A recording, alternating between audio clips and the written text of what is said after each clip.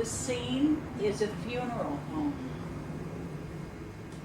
in about the 1980s in a small town in Pennsylvania.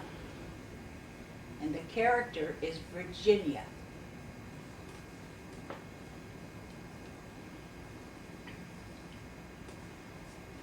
Ed always said I talked too much. Well, he didn't always say it. He said it once.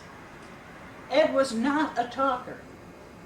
Even before we were married, he'd clam up at dances, parties. He knew I didn't like it that he didn't talk. I said, at least pretend. So he tried. Whenever he didn't have anything to say to me, he would turn to me and mutter, "Mary had a little lamb." And I would respond, "His fleece was white as snow." And everywhere that Mary went. Well, you get the idea. People thought we had a great rapport.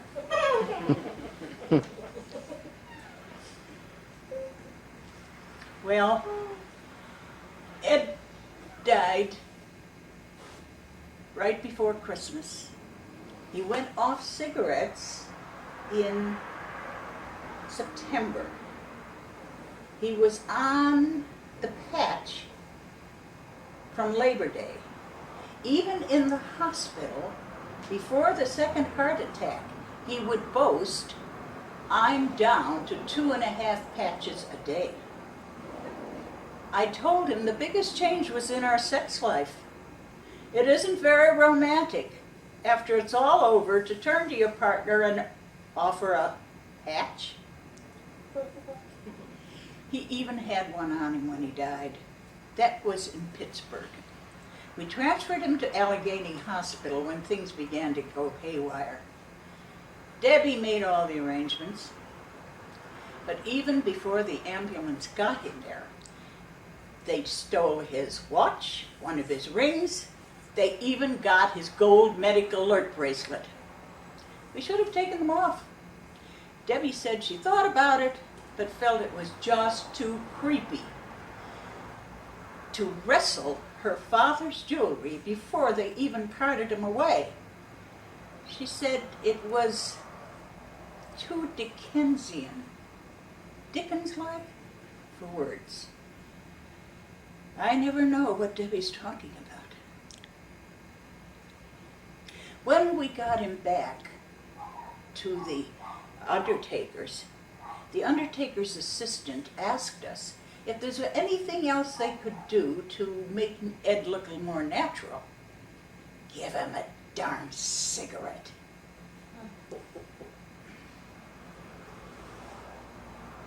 Debbie picked out the suit, the tie, the pocket hanky, and the cufflinks shaped like bulldozers, and the hairpiece. Ed had all his hair on little white heads in the bathroom. You could watch Ed age on those little white heads. Debbie said she snuck a pair of camels into her father's pocket just before they closed the casket. Sort of as a symbol, like the Egyptians or the Vikings, a talisman to take into the great beyond. I never know what she's talking about.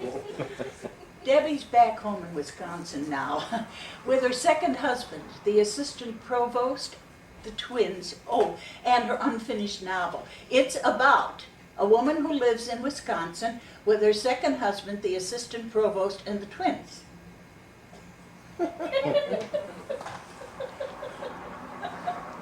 I can't remember where and when I met Ed. Tootie Vaughn would remember. She's my best gal friend, and she remembers things like that, but I don't. All I remember is living at home with Mother and Daddy, and then there was Ed. He had left his father's grocery store and was going to build roads and tunnels and bridges. He had no prospects and no money, and Mother and Daddy did not approve. I even had to steal out of the house one night to see him. They thought I was going to the movies with Tootie to see My Friend Irma Goes West. But instead, I went to Stone Hill with Ed. When I got back, Tootie was in our living room with a guilty look on her face, and Daddy quizzed me as to where I had been. I can always tell when I have done something wrong. The heat begins to rise on my, oh, well, that's not polite to say, on my collarbone. I flush. I get red, all red there. Nobody sees it, but I can feel it. I lied, of course, and I said I had so gone to the movies, and Daddy said, prove it. So I made up a whole plot for My Friend Irma Goes West. And the next day I went to see My Friend Irma Goes West and was surprised to see how close I got. Ed had his first heart attack on Halloween, his second on Thanksgiving, and he died 4 days before Christmas. Well, he liked holidays. I wasn't there when he died. Either was Debbie. No one was. It was 3 o'clock in the morning. The nurses said that he didn't utter a sound when the aneurysm hit. Why didn't he cry out? I asked. Isn't it painful? Well, yes, but what with the dementia that set in with your husband's second cardiovascular infarction, his responses were neurologically inappropriate.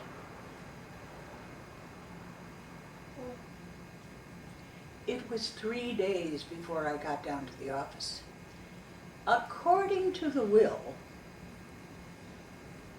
I'm president of Ed Carpelati Incorporated now. President. Debbie asks over the phone if the first thing that I do, or the first official act, is to recognize Cuba.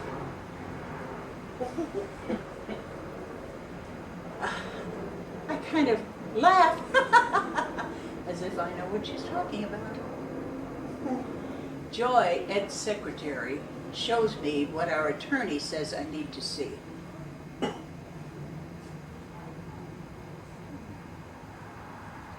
Oh, it looks like the construction business was rather slow last year.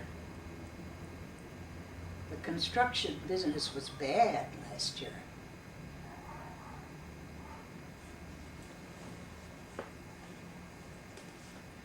But the files show assets. We'll be fine. I say that to Joy. We'll be fine. And she just stares at me. The next day I go down to see our attorney. Now, I depend on Danny Spar. Although it's a little hard to invest a lot of authority in the little boy who used to deliver your milk. I go down to his office at the bank building, Bob O'Clock's bank, where Ed did his business. Bob O'Clock waves to me from behind glass doors in the corridor. And then he makes some gestures, which I guess means that I should give him a call. I wave back. Daniel, and I talk for a while about Ed, about the funeral, about what a whaler-dealer Ed was. And then Danny takes out a file marked bank. Virginia, did you sign over some papers, agreements last year? Oh, I could feel the heat rising on my collarbone as he spoke. Well, yes, I said.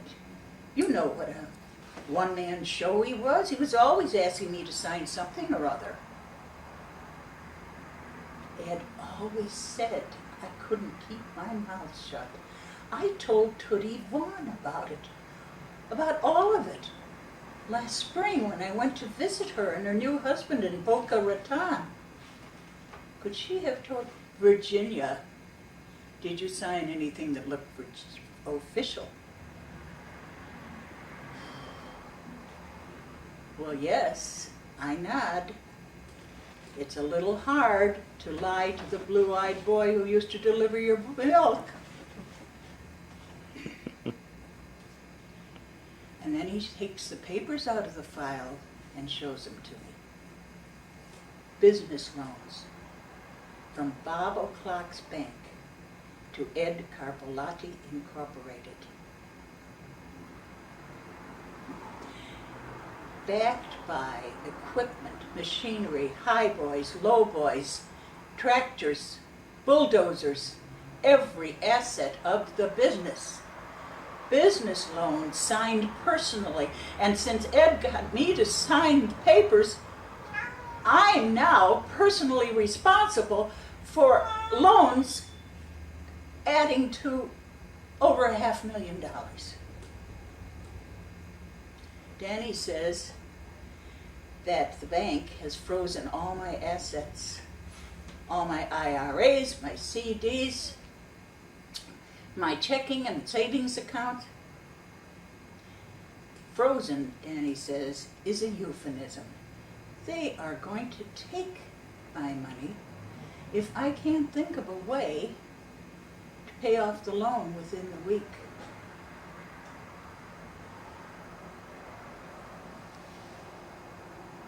I go home to my place on Brave Barton. I go into the den where Ed did his business at night over the phone. Sometimes he'd close the door. And then I go into the sunroom where I live. And there are 3 messages on the message machine that Debbie gave us last spring to prove that she really does call home on Sunday afternoons. The first is a message from Tootie Vaughn in Boca Raton saying that George Erskine died in his office just like that during a meeting with his auditor. The second was from Debbie. She's been invited to a writers' conference in Saskatchewan.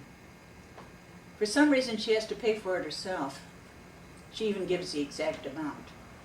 And would I like to take time off and come and babysit the twins for a week? The third is a voice I don't know that well. Hey, Jin. Dino Disperbio here. Want to talk to you. Want to take you to lunch. Give me a call. So I look up his number in Ed's book.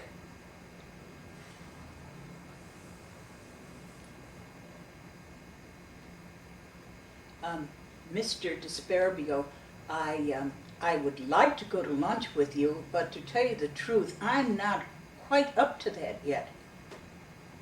Well, we got business to discuss, Jin. Well, I'm here now, Mr. Hey, not over the phone.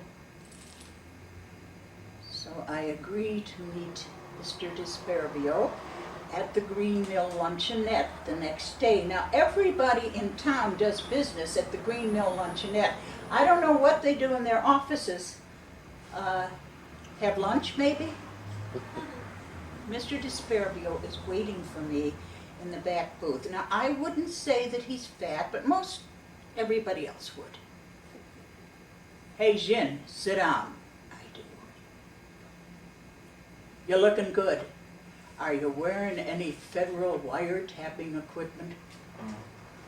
Oh, this is the first time I've ever been asked this question, but I think I handle it pretty well.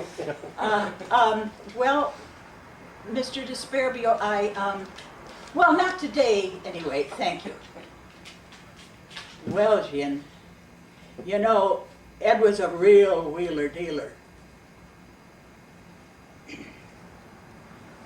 My collarbone has been on fire since I heard his voice over the phone the night before. Did Ed ever get you to sign any papers? I'll get to the point. You see, Ed, he wanted to sell me a half of a landfill he owned. I think he needed the money, and I said, well, I didn't want to go into a partnership right now, but I'd be glad to loan him the money at a good price, a good percent. And I asked him how much he needed. He told me, and I give it to him. How much did you give him? $500,000. At what percent? 50. Well, even I know that that's not a good percent. Did you sign the papers, Jen? I nod. Do you have the money, Jen? I shake my head. Well, what are we gonna do? Do you know Despairvio is president of Smith Trucking?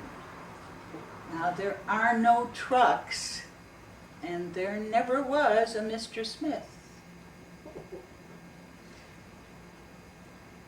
I go home to my house on Bray Barton, where the little red light tells me that there are 4 messages on the message machine.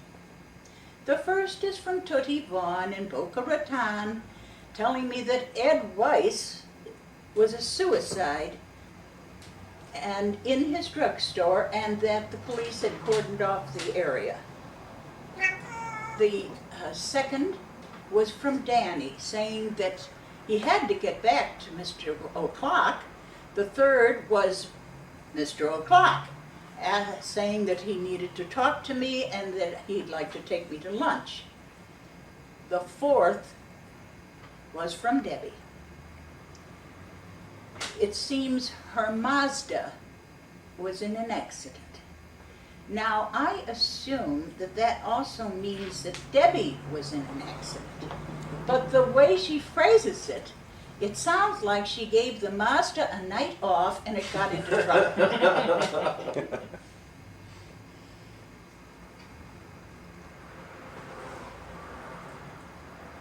I need help. I need help from someone in the family.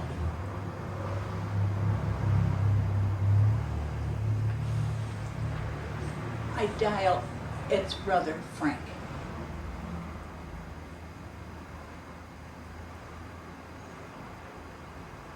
What's the problem, Virginia? Hey, not over the phone, I say.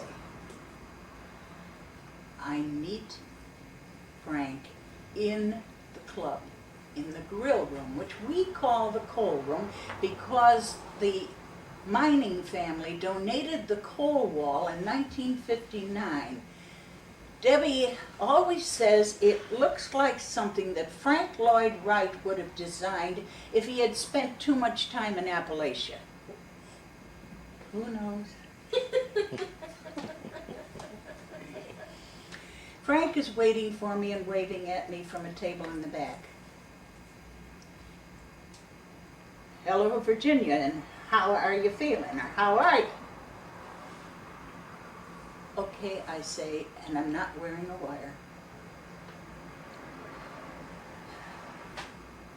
It's very strange looking at Frank.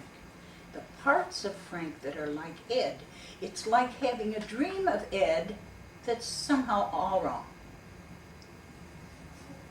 Now, he's a developer, and we talk about the property market for a while, and about his son Randy's pending marriage to one of the Wickham girls, which Frank and his wife Lorraine are happy about no end. And then I talk about Ed and what has happened with Danny and Dino and Bob O'Clock. When I'm finally through talking, Frank is looking at me, and he's saying, you know, Virginia, Ed was a real wheeler dealer. How much did you loan him? I asked. It's $300,000, Virginia. At 50%? Frank looks hurt. Ed was my brother. I give him 18%, and truth be told, I'm taking a beating. I explained to him that I have no cash, nothing that's not encumbered or frozen. And he's just looking at me. You have the house. I blink at my husband's brother. You know, Randy and Courtney are getting married next month, and they'll be back from St. Bart's on the 1st. Now, they were going to build on some property that I own behind McCausland's Motors, but, you know, Randy always loved your house. He loves big old white houses, houses with character.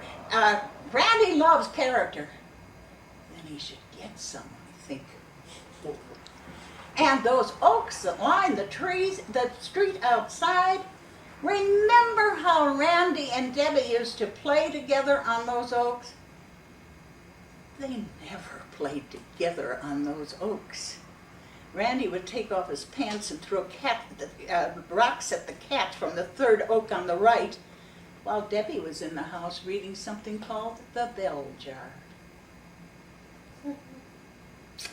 Well, you know, they'll be back, and I could really have them in there by let's say the 15th. Oh, some paint and a few new rugs, and Lorraine has some good ideas about the master bedroom.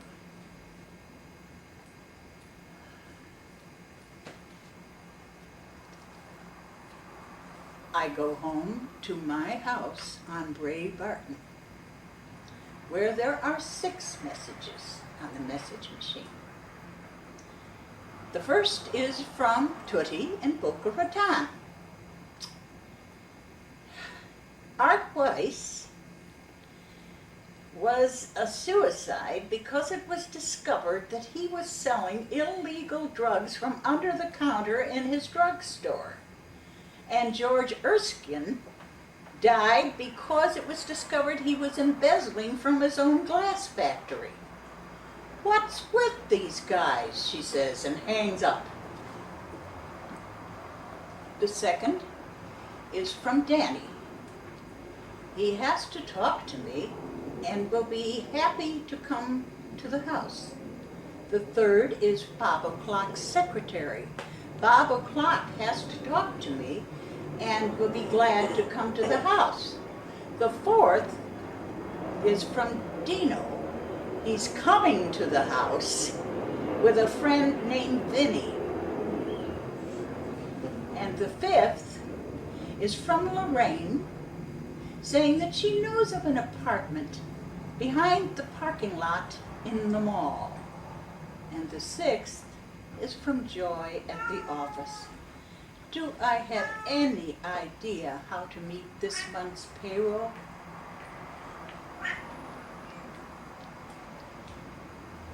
George Erskine was embezzling from his own glass factory.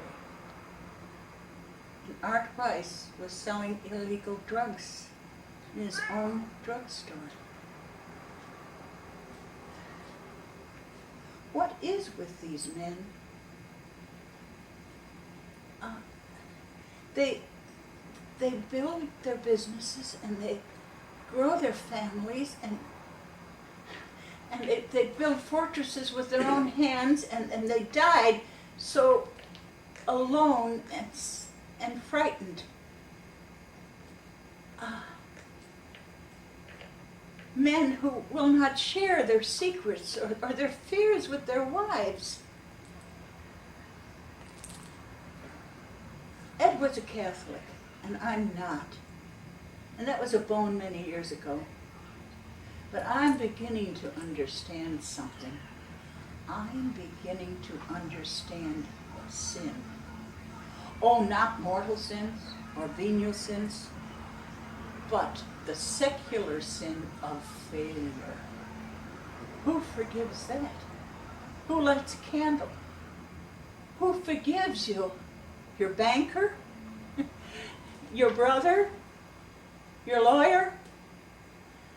Ed ran out of ideas. He could no longer wheel and deal. I owe more money than I ever thought I had in the world. I'm a widow, and widows are supposed to be able to drink gin and tonics and terraces and town homes in Boca Raton with their girlfriend. I'm a widow, and I'm supposed to be able to buy new cars. I lay everything I own out on the dining room table. All my dishware, my glassware, my jewelry, everything I own. I don't know where I can sell it quickly, but no matter, well, it won't make any difference. It won't even make a dent in what I owe. What I owe Dino, Bob O'Clock, and Frank.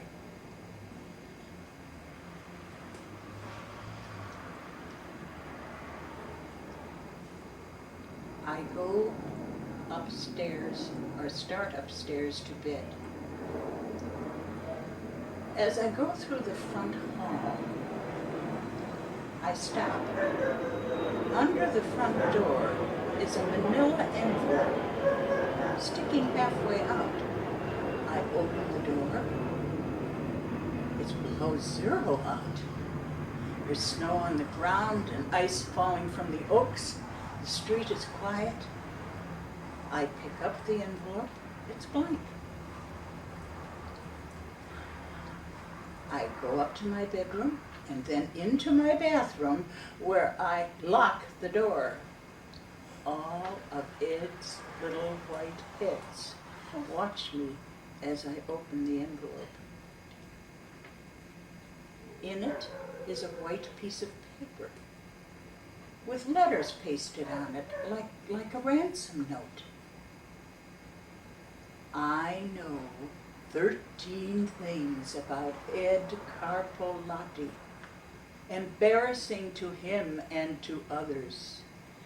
Have $1 million in small bills in a suitcase ready by Friday, or I will release the list. Tell no one. Not surprisingly, it's unsigned.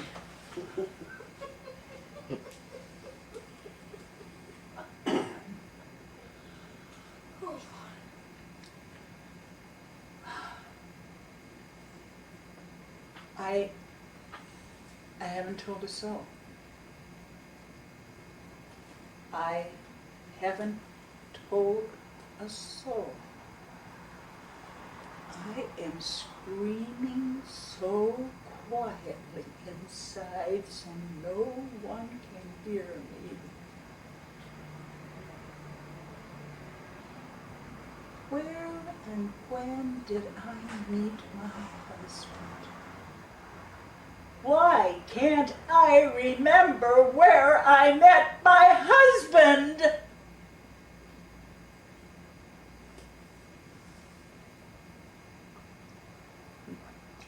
I pick up the phone and call Tootie in Boca Raton.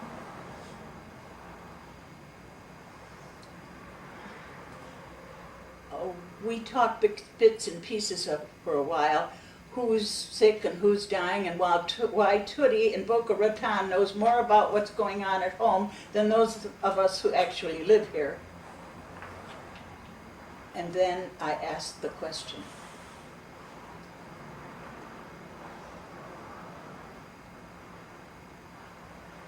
Tootie hasn't a clue as to where and when I met my husband. And then I break down and I tell Tootie everything.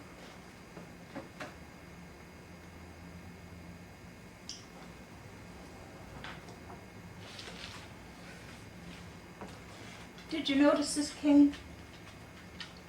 It belonged to my Aunt Stella.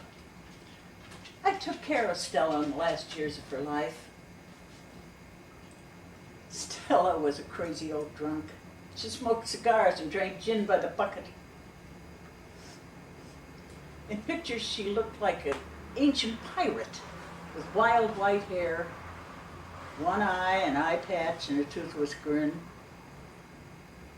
Debbie said that in pictures she looked like the illegitimate daughter of Miss Havisham and the Hathaway shirt man. I think I actually get that one. Stella gave me this cane when she went into the nursing home. I said, Stella, keep it, you'll need it. And she winked her one eye at me and said, you hide it somewhere. You will need it. I like this. I won't sell this.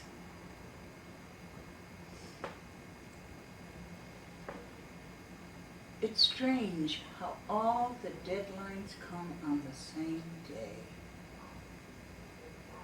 I feel better now that I told Tootie everything. I'm in my sunroom at 8:30, waiting for the hordes to descend. The first call comes at 9 o'clock. Virginia, 5 o'clock, yeah.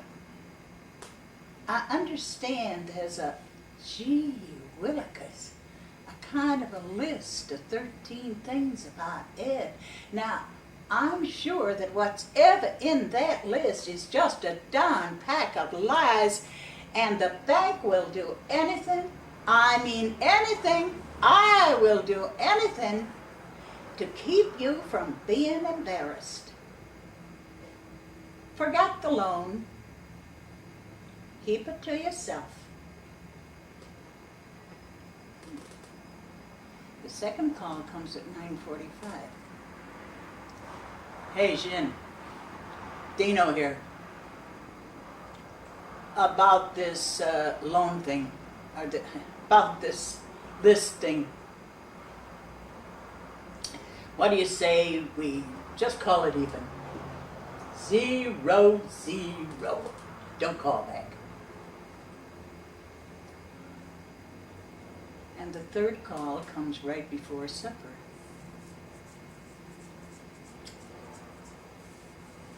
Virginia? Frank here. Long pause. Randy and Courtney will be living at home with us in the foreseeable future. Call if you need. Tootie Vaughn says hello.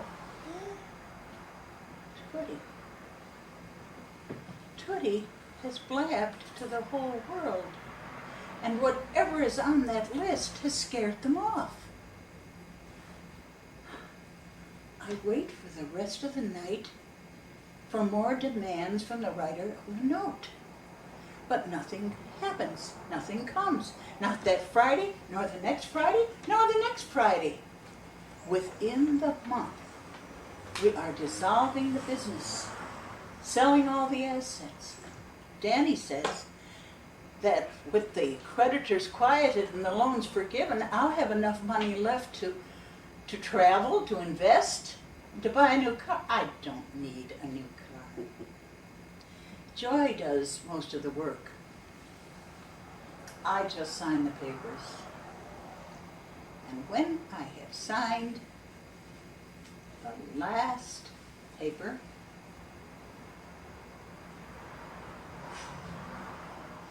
I say to Joy, I'm recognizing Cuba.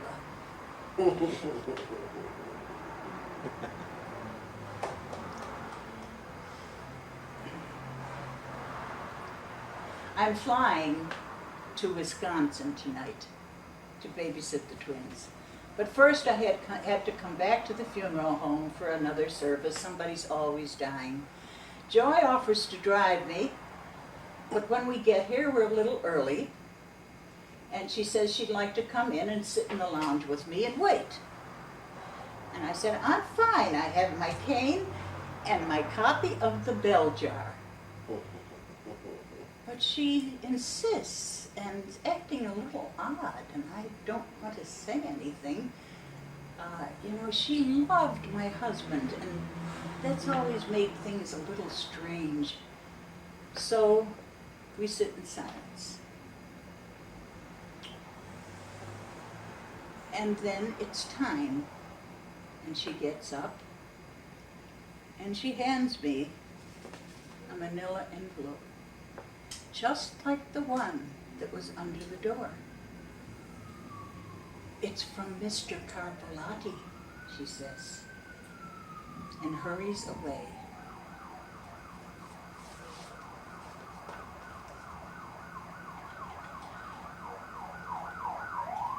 In it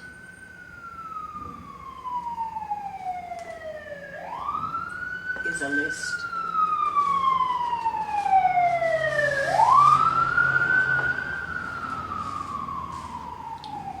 One, I've always loved you and no one else. 2, I keep a picture of you when you were 18 in my wallet, and I smile every time I look at it. 3, we met at the Green Mill Luncheonette on February 22nd, 1947. 4, I have made mistakes. 5, I'm not so in pain as I am tired.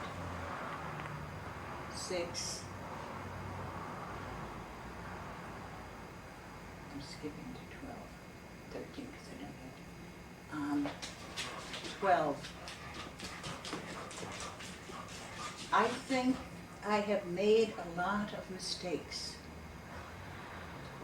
11, 12, I know that you never could keep your mouth shut, and you would tell Tootie, and Tootie would tell the world. 13, Mary had a little lamb.